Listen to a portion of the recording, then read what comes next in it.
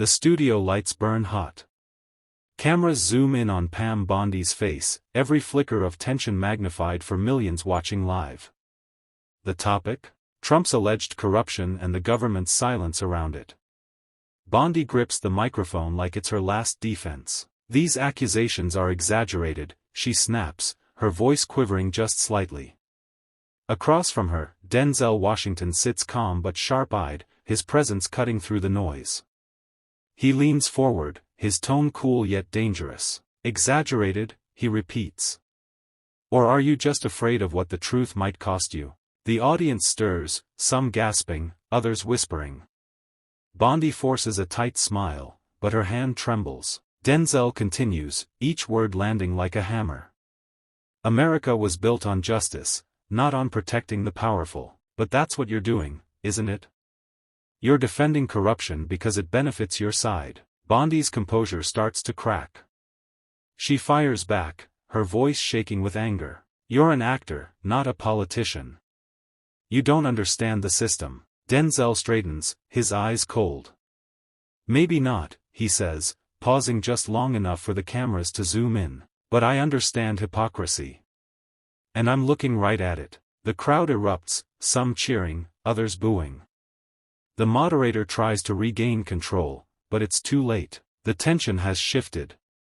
The debate is no longer about policy. It's about truth, power, and the collapse of a carefully crafted image, all unfolding live. Under the unblinking eye of America's cameras, the studio has gone eerily quiet.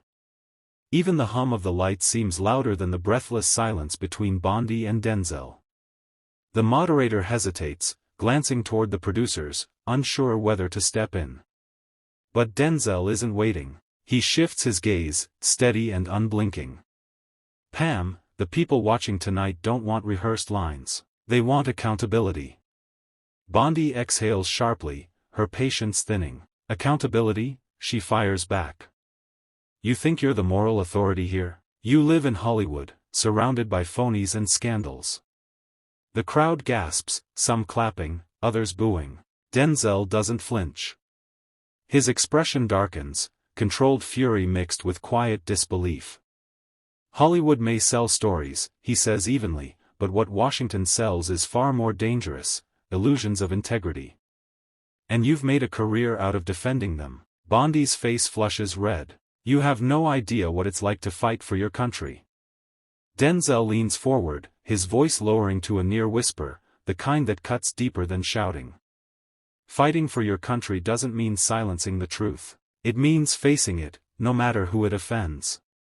The moderator finally intervenes. Let's stay civil, please, but Bondi interrupts, slamming her hand on the desk.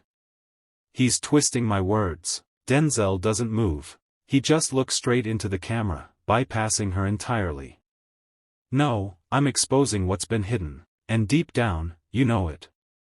The audience rises into chaos, shouts, applause, the buzz of phones recording every second. The segment producer mouths to cut to commercial, but the director shakes his head. This is gold. The tension, the emotion, America can't look away. And as the seconds tick, Denzel's calm stare remains fixed, unbroken, the image of truth facing power, live on national television. When the cameras return from the brief commercial break, the atmosphere has completely changed. The audience is restless, leaning forward, waiting for the next blow. Denzel sits still, hands folded, while Bondi paces slightly, a sign she's rattled. You think you're some kind of hero? She spits, forcing a smile that doesn't reach her eyes. You stand there judging, but you've never carried the weight of real decisions, real leadership. Denzel tilts his head, his calm almost unnerving. Leadership, he says slowly. Real leadership doesn't hide behind excuses. It doesn't manipulate people into believing lies because the truth is inconvenient. Bondi scoffs, but the tremor in her laugh betrays her. You talk about truth like it's simple.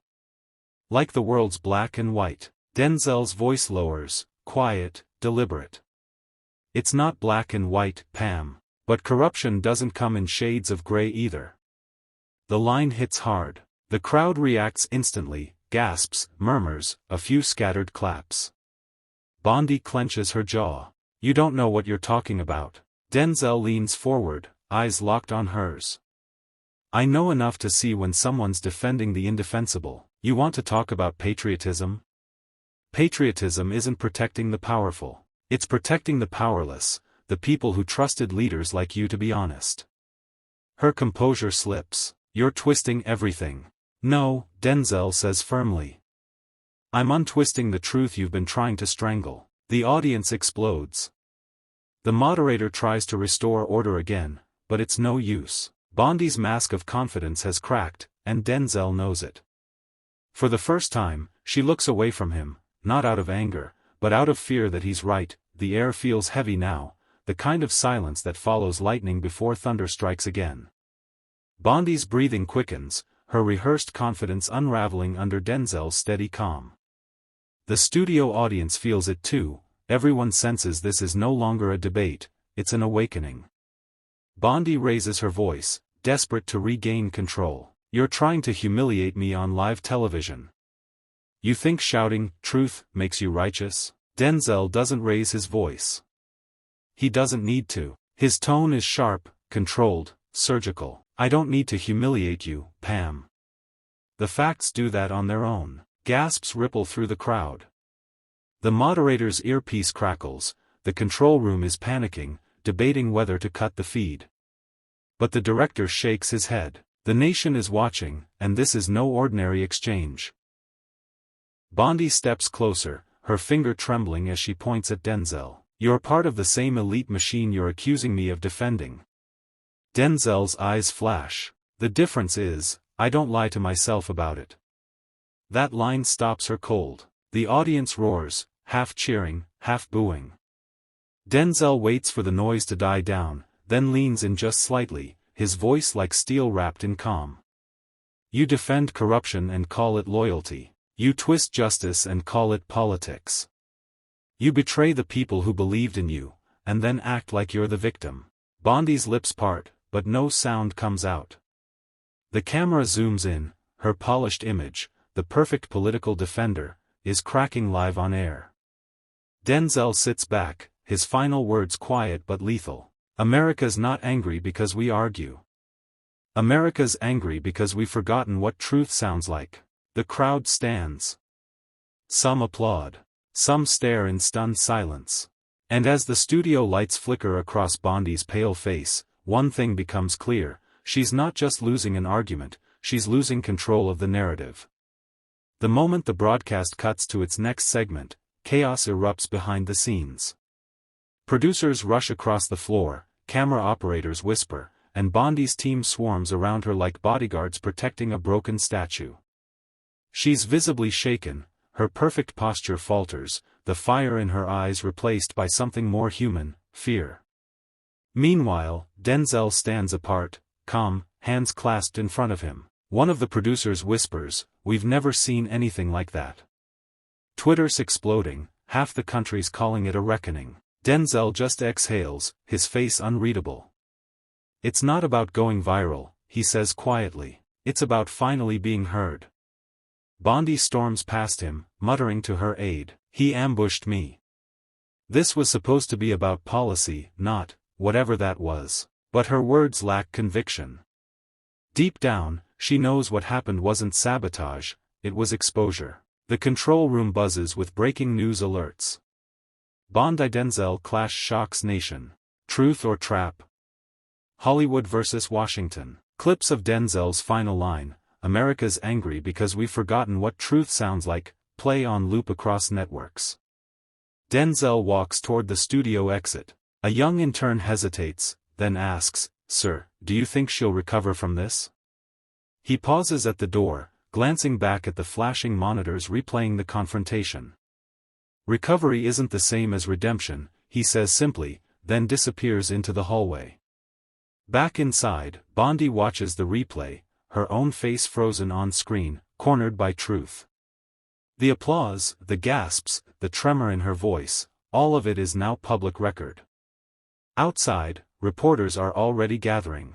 A storm has begun, and there's no turning back. What started as a televised debate has become a national moment, one where truth didn't whisper, it roared. By dawn, America is split wide open. The debate replay runs on every major network, every social media feed, every late-night show. What was meant to be a routine political interview has turned into a national reckoning. Hashtags flood every platform, hashtag Bondi exposed, hashtag Denzel truth, hashtag America listens again. In coffee shops, break rooms, and street corners, people argue, not about who won, but about who lied. Some see Denzel as a hero, the rare voice who dared to challenge corruption in its designer suit. Others call him reckless, a Hollywood agitator stirring chaos for clicks. A panel of pundits debates the fallout on cable news.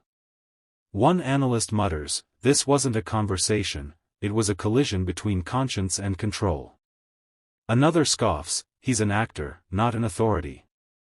But even she hesitates when the clip of Denzel's line replays, "We've forgotten what truth sounds like." The studio goes quiet. Meanwhile, Bondi's PR team works overtime. A statement appears online. Pam Bondi stands by her record and refuses to be silenced by theatrical grandstanding. But the damage is done. Every word she speaks now is measured against Denzel's silence, that steady, piercing calm that cut through her defense like a blade. Outside the media bubble, ordinary Americans are awake in a way they haven't been in years. Truck drivers record videos praising Denzel's courage. Teachers show the clip in civics class. Even politicians are forced to respond. One senator tweets, "It shouldn't take a movie star to speak the truth." Somewhere in Los Angeles, Denzel sits alone, watching the chaos unfold. His phone buzzes endlessly, but he doesn't pick it up. He mutters to himself, almost as a prayer, "It's not about me. It's about the mirror we've all been avoiding."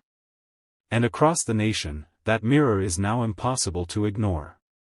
By midday, the confrontation between Denzel and Bondi has reached the highest levels of government. Inside the West Wing, aides huddle around glowing screens replaying the clip that refuses to die. The press secretary flips through a stack of talking points, muttering, "We need to contain this before it turns into a credibility crisis."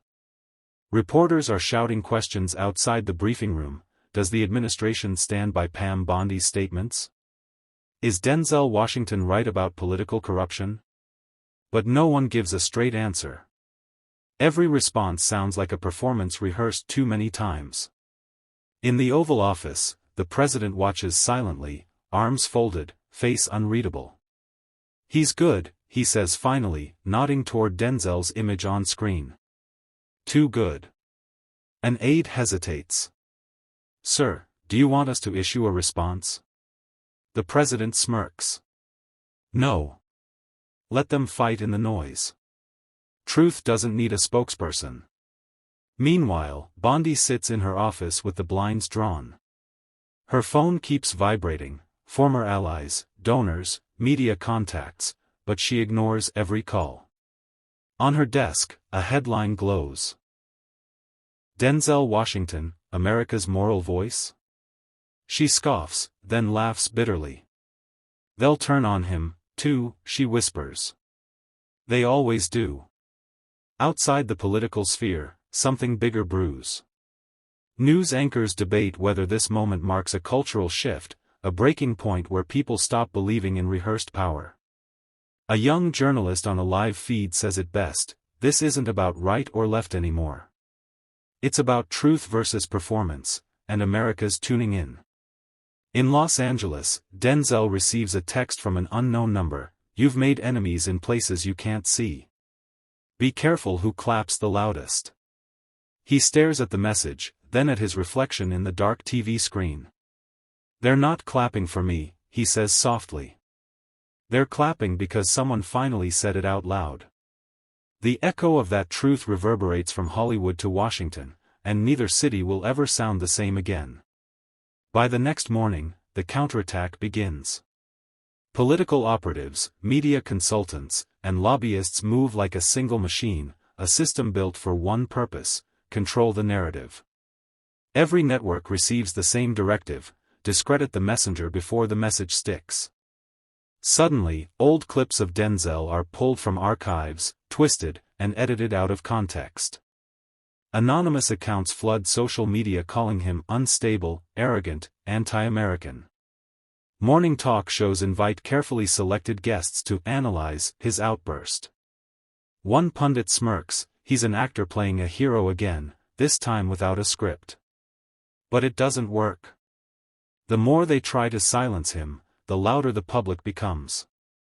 Protesters gather outside media headquarters holding signs that read, "Truth isn't treason," and "Denzel spoke for US." The establishment thought this was just another viral moment. Instead, it's turning into a movement. In Washington, Bondi is under siege. Her allies begin to distance themselves, issuing statements like, "Pam is a valued colleague," but her comments were taken out of context. The political tide that once protected her now recedes, leaving her exposed. She watches the coverage, her hand trembling slightly. "They're feeding him to the wolves," she says, though even she isn't sure who him really is anymore. Meanwhile, Denzel refuses interviews. His publicist begs, "You have to speak before they rewrite your story." Denzel simply replies, "They can rewrite me. They can't rewrite what people felt when they heard the truth." In the background, threats begin to surface, cryptic emails, late-night phone calls, unmarked cars idling near his home.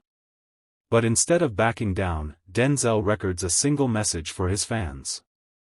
"If truth scares the powerful, then maybe we've been worshipping the wrong kind of power." The video racks up millions of views overnight.